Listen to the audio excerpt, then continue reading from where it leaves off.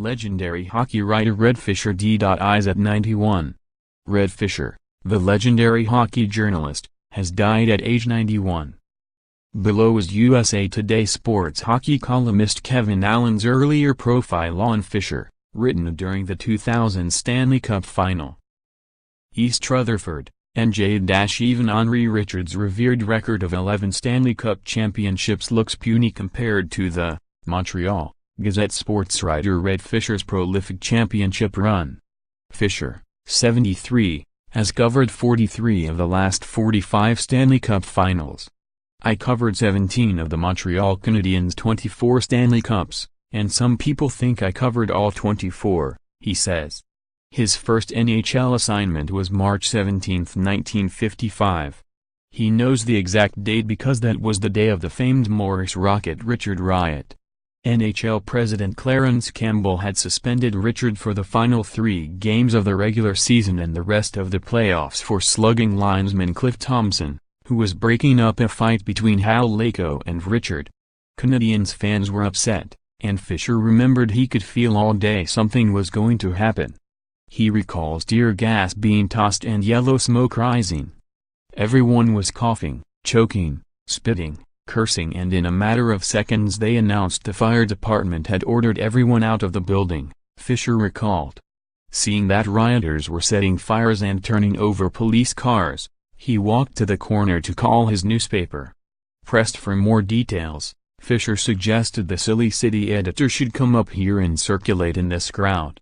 In the years to follow, Fisher would become one of the legends of the game. Everyone in hockey knows his name and status. Guy Lafleur has said he knew he had made the NHL when Fisher talked to him because Fisher's rule is he doesn't talk to rookies. Fisher says that was exaggerated, he did make an exception for Lafleur. More, why Avalanche have gone from worst to playoff contention more. One key change has stars dreaming big. Another time Fisher listened to Mark Ritchie spew forth a string of cliches after Montreal had claimed a 2-0 series lead in a playoff series against the Rangers and couldn't take it any longer. In front of other media members, Fisher told Ritchie he wasn't going to listen to his malarkey any longer and stalked off. Not wanting to be in Fisher's doghouse, Ritchie followed after Fisher with one hand holding up his hockey pants. "What did you want me to say, Red?" he said. "I wanted you to say the Rangers sucked," Fisher said. "I can't say that," Ritchie said. "Yes you can," said Fisher. "And you will in tomorrow's paper." Fisher never followed through on his threat, but he made his point. "When Red came to interview me, I got more stories out of him than he got out of me," says former Montreal player Brian Engblom, now an ESPN analyst. "It was like talking to Toe Blake. They both had a lot of stories about the 1950s and 1960s. But I remember that even though Red had seen those teams, he never compared teams." In 1982, the Montreal Canadiens gave rings to the 12 players who had won 5 consecutive Stanley Cup championships. The team also awarded one to Fisher and 3 other journalists who had covered the 5 in a row. He had rejected rings before then.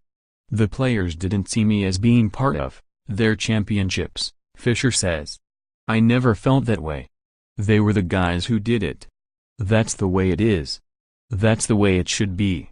The fact I have only one Stanley Cup ring proves that." Fisher covers the Canadiens as a beat. He became full-time in 1955.